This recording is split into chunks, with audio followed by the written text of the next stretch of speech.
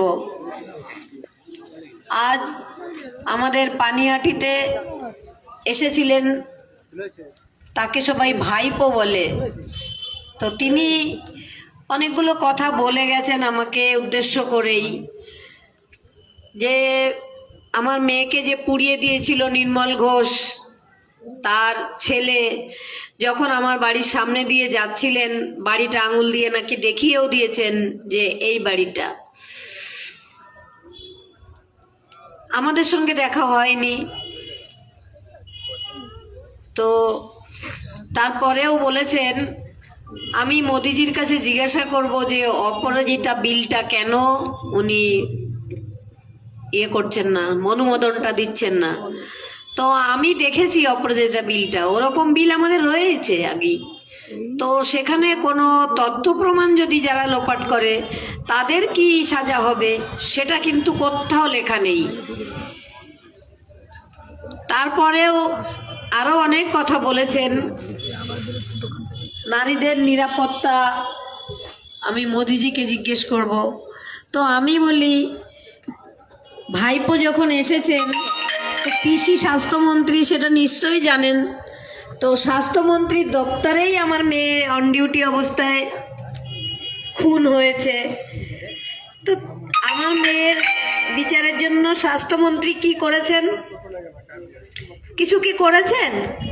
সেদিন সকালবেলাই তো অপরাধীদের ধরা যেত যদি আমাদের মাননীয় স্বাস্থ্যমন্ত্রী, তার পুলিশ মন্ত্রীও তিনি, তার পুলিশদেরকে দিয়ে তথ্য প্রমাণ লোপাট না করাতেন।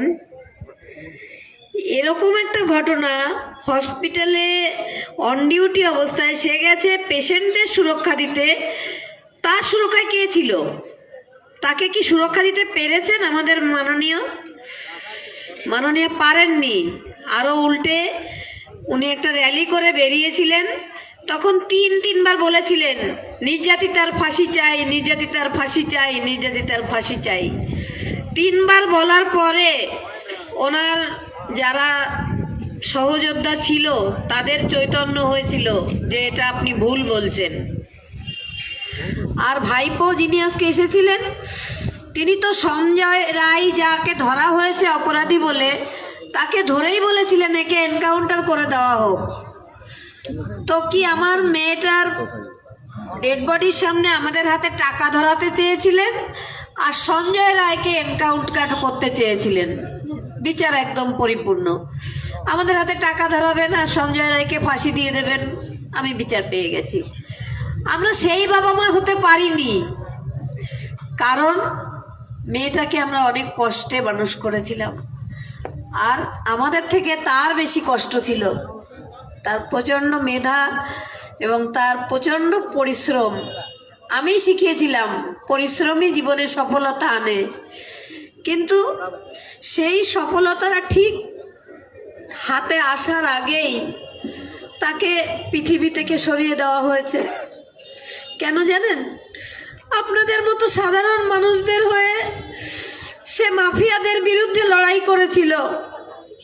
হসপিটালে জাল ওষুধ, জাল স্যালাইন, এক্সপায়ারি ডেট চলে যাওয়া ওষুধ, আবার সেটাকে রিসাইকেলিং